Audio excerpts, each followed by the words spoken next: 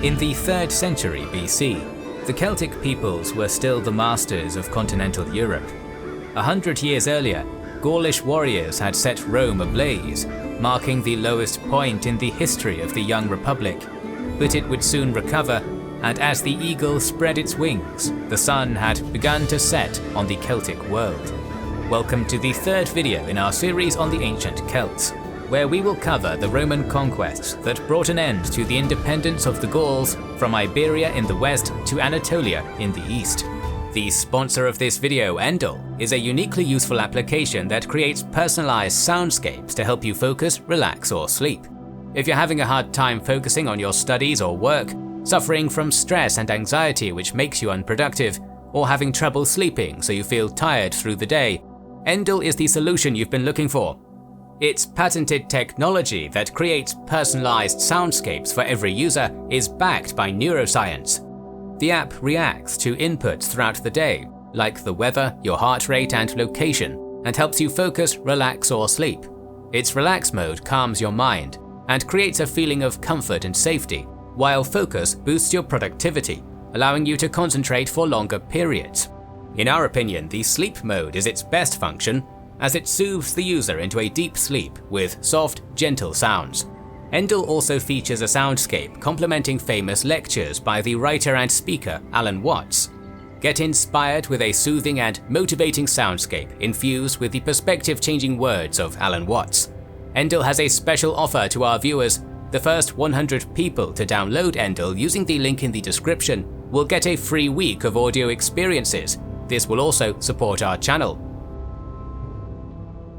After winning the Second Samnite War, the Roman Republic had expanded its territory and become the hegemons of central Italy. In 298 BC, the Third Samnite War began, with the Etruscans, the Samnites, and the Gallic Senones tribe all trying to curb the growing power of Rome. The Senones had been the terror of the Republic since they sacked Rome 2 generations earlier, and in 295 they massacred a Roman army outside the Etruscan city of Clusium, with Livy claiming that the heads of the legionnaires were mounted on the Gallic spears as they sang their triumphant war songs. Yet the tides turned later that year, when the Senones and their Samnite allies clashed with the Romans outside Centium, where they were crushed. Taking advantage of their victory in the Third Samnite War, the Romans pushed north, conquering the lands of the Senones by 283 BC. Where they established a military colony called Sena Gallica. The sack of Rome had finally been avenged. This was a critical junction in the Gallo-Roman story, for the Gallic illusion of invincibility had begun to dim. But what had changed since the sack of Rome to allow the armies of the Republic to finally be able to go toe-to-toe against the most terrifying warriors in the ancient world? After being humbled by their Italic cousins during the beginning of the Second Samnite War in 315 BC, the Romans realized that the phalanx they had inherited from the Etruscans and Greeks was not a versatile fighting formation, especially on uneven terrain or against a particularly malleable foe. With the goal of developing a more dynamic standing army, they created the innovative Manipula system. Under this system, the standard Roman legions were organized into 3 rows, each one comprised of a checkerboard-like pattern of titular maniples, a basic unit of soldiers containing 120 heads. Compared to a phalanx, which consisted of single, conjoined rows of men, the dynamic maniples were able to maneuver about more effectively by virtue of being separate units. The Manipula legions were organized into 3 standard rows. The front lines were made up of hastati, fresh recruits. Behind them were the principes, who were battle-hardened soldiers. Finally, the back row was made up of triarii, the most veteran elites, and the last resort in battle. Originally manufactured to battle the mounted Samnites, the Manipula system soon proved effective against the Celts. As you will recall, Gallic warfare revolved around using fear tactics to plummet enemy morale before utilizing a single ferocious charge aimed to break their lines. This had worked in 390 BC, but the new maniples were far better equipped to weather the Gallic onslaught. Their three-line reserve system meant that no single charge could rout a Roman legion, as even if the front line of Hastati broke, there were fresh, experienced Principes and Triarii to replace them. Moreover, the general maneuverability of the Manipular legions allowed them to counter the effectiveness of more mobile Gallic units like the war chariot.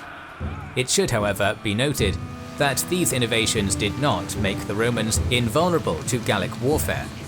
As the protracted, centuries-long invasion of the Celtic world continued, many tribes would adopt styles of battle better suited for countering the professional Roman war machine, scoring many victories that delayed the imperial advance into Gaulish lands. In the decades after their conquest of the Senones' territory, Rome would become entangled in several other wars, first locking horns with Pyrrhus and his lumbering war elephants, then with Carthage for the first time. By the end of these wars, Rome had become the undisputed master of Peninsula Italy, and the way into the Celtic lands of the Po Valley was now open. In 232 BC, the Senate began parceling off former Senones territory to their poorer citizens. The other Celtic tribes in the area assumed that this Roman policy of aggressive frontier settlement meant that expansion into their lands was next. Thus the Boii, Insubres and Turisci spearheaded a campaign to push the Republic back to Latium. They also paid a company of particularly wolfish Gallic mercenaries from the far side of the Alps, the Geiceti, to join their cause. If you recall from our last chapter, when we talked about how some Gallic warriors fought completely naked, that was these guys. At the head of 70,000 footmen, horsemen and charioteers, the Boii and their allies quickly overran Roman Etruria by 225 BC, plundering their way south. Near the town of Faesulae, the Celts were finally confronted by a Roman army, and by now they knew better than to charge the Roman maniples head-on. They made clever use of decoy fires and the cover of darkness to ambush their enemy from behind, massacring 6,000 Roman soldiers and forcing them to retreat. The Gauls were not a mob of blood-drunk barbarians, but dynamic, cunning and adaptable warriors who refused to underestimate their foe. Nevertheless, upon hearing that a much larger relief force, led by Roman consul Aemilius Pappus, was on their tail, the Gallic allies decided to quit while they were ahead and return home with their plunder, an inauspicious decision. In the narrow hill valley outside the town of Telamon, the Gauls were caught and pincered between two consular armies. What followed was a massacre.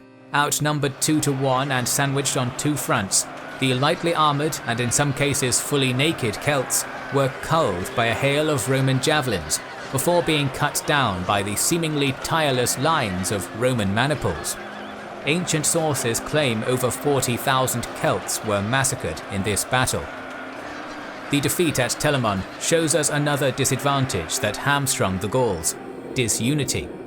Celtic leaders systematically prioritized the needs of their own tribe, and even when different tribes worked together, it was always a temporary measure.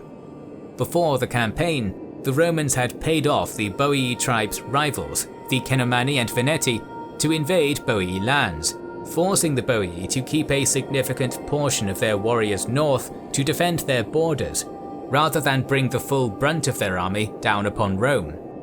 Celtic disunity also played a major role in the disparity in the quality of equipment between the Roman and Gallic warriors.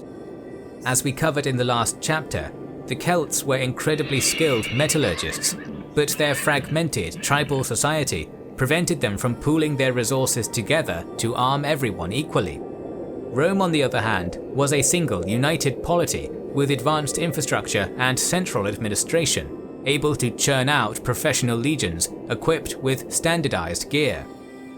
After their victory at Telamon, the Romans pushed deep into the Celtic Alps, occupying much of northern Italy. Not that they would be able to savor the sweetness of victory long, for only a few years later, round 2 would erupt between the Republic and Carthage, which this time was led by Hannibal Barca. In one of the most iconic military maneuvers in history, Hannibal aimed to surprise the Romans by marching through the treacherous Alps.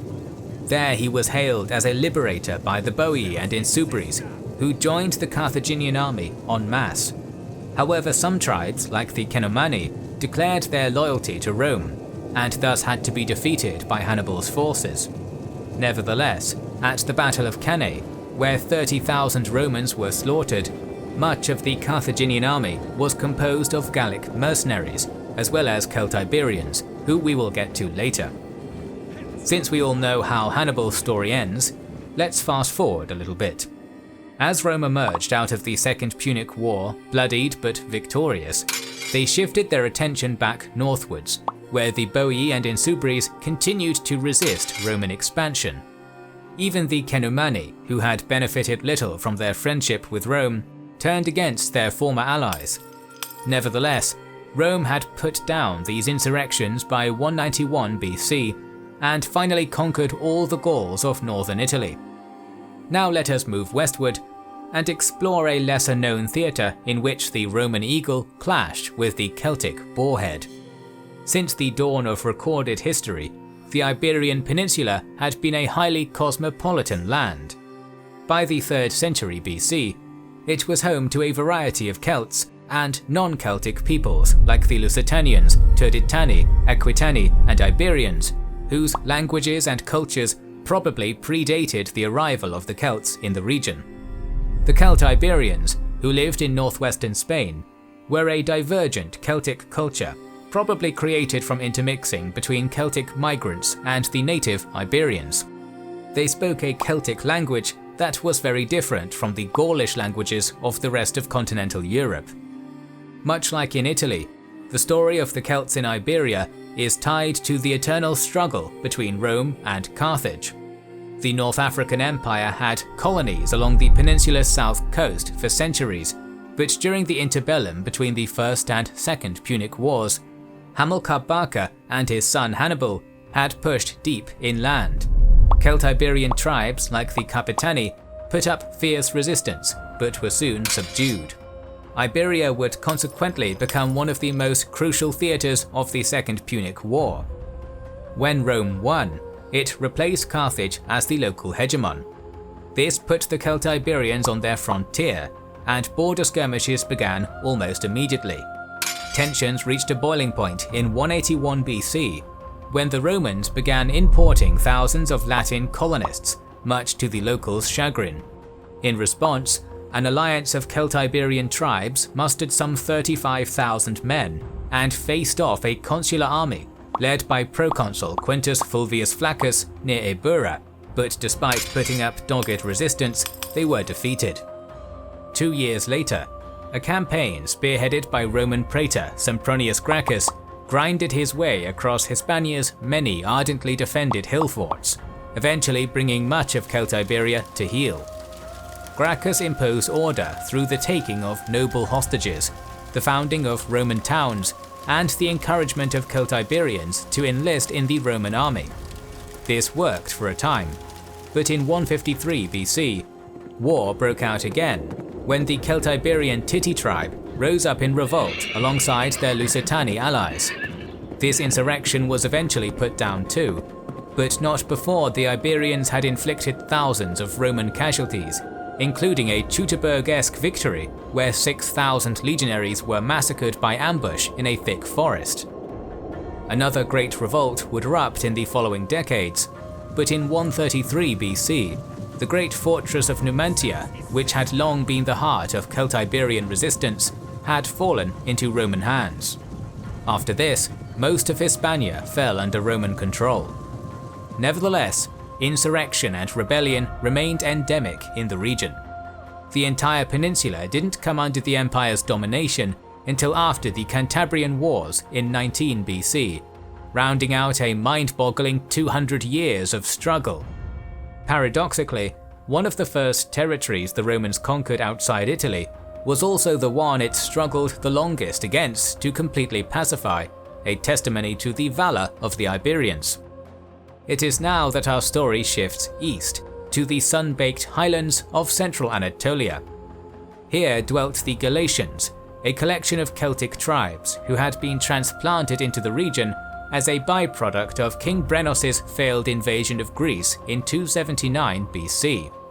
Living amidst a sea of Greek-speaking successor states to Alexander's Macedonian Empire, the Galatians had adopted many of the trappings of classical Greek culture. They primarily made their fortunes as career mercenaries, as their Gallic ferocity made them the ideal shock troopers in any ambitious Macedonian king's army. For a century, the Gauls of Anatolia earned a fortune pillaging the fortunes of Greek rulers on behalf of other Greek rulers. At the turn of the 2nd century, the Galatian tribes attached themselves to the army of the Hellenic world's mightiest king, Antiochus III of the Seleucid Empire. One has to imagine that the Gauls assumed this would be a contract like any other. They were wrong. Antiochus was engaged in a struggle for hegemony over the Greek-speaking world with none other than the Roman Republic. Inevitably, the Seleucid king's ambitions would turn to ash in his mouth when his cataphracts, war elephants, scythed chariots, and Gallic mercenaries were decisively defeated by the Romans and their Pergamene allies at the Battle of Magnesia in 191 BC.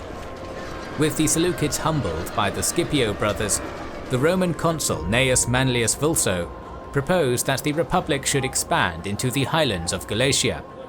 The official pretext for war was that the Galatians had fought alongside the Seleucids, but in truth, Rome was probably lusting after the rich plunder that the Anatolian Gauls had accumulated over their century of mercenary work. In 189 BC, a coalition of 50,000 Galatians from the Tlistybogi and Trochmi tribes faced off against the legions at the foot of Mount Olympus. Like their kinsmen in Europe, the Galatians also fought with little armor and were thusly shredded by a shower of Roman javelins. In the aftermath, 40,000 Galatian men, women, and children were captured and sold into slavery. Anatolian Gauls remained nominally independent, but increasingly bound to the will of Rome.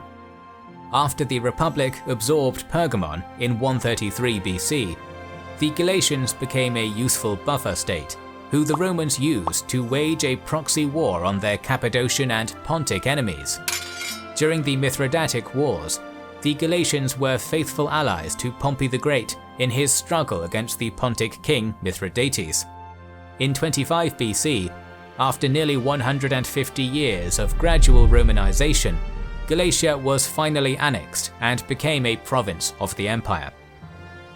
Now let us dial back the clock to the 2nd century BC and return to northern Italy. With the Alps in Rome's control, the proverbial door was open for its legions to march into the region of the Gallic world roughly corresponding to modern France, the very heart of the Celtic Latin world. The catalyst for this came in the form of the Greek city of Massalia, which had a complicated centuries-long relationship with the Celtic tribes they were surrounded by. By the 2nd century BC, they had also become close allies and trading partners with the rising star that was Rome. So in 154 BC, when the Gallic Seluvii tribe threatened to invade them, the Greeks called for the Romans to help. The Republic was happy for an excuse to send its legions beyond the Alps, and helped defend Massalia from the Seluvii twice, once in 154 and again in 125. After the second bout, the Romans magnanimously offered to assume control of Massalia's hinterlands to protect them from further Gallic incursions. The Greeks, caring more about trade than territorial integrity, agreed. Meanwhile, the defeated Seluvii king, Teutometulos, had fled north to the territory of the Allobroges, who were closely allied to the Arverni.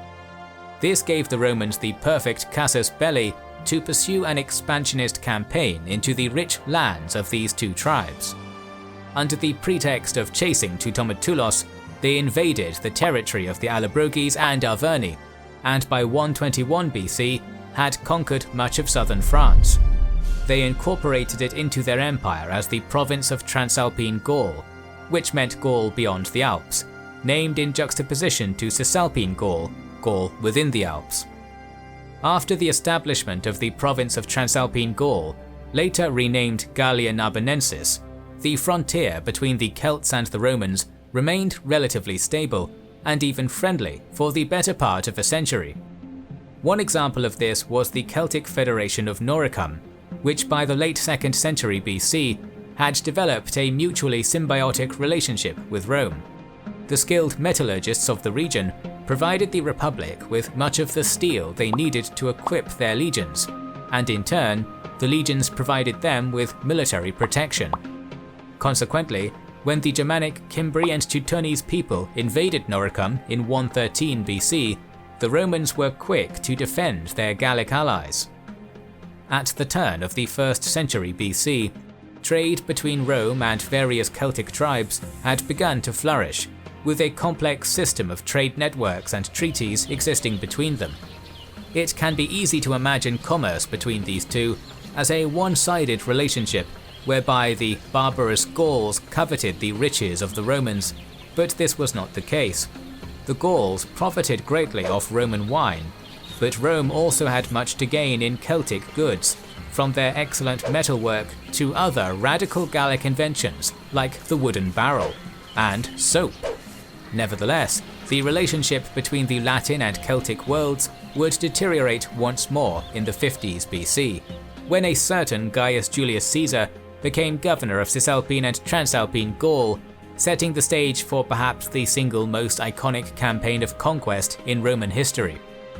What began, at least on paper, as an expedition to prevent the migration of hostile tribes into Roman territory, soon evolved into the full-scale subjugation of the entire Gallic heartland, resulting in an immortal duel between the erstwhile triumvir and the valiant Arverni chieftain Vercingetorix. This is the most famous clash between the Celtic and Roman worlds, but it's also the one we'll devote the least time to in this video, as we've already made a 90-minute long documentary exhaustively covering it, which we'll make available in the description below. Regardless, we all know how the story ends. When Vercingetorix rode out of Alesia and threw his arms at the feet of the Roman consul who had defeated him, the independence of the Gallic world had come to an end. By the year 50 BC, the Gallic world of continental Europe had all but disappeared.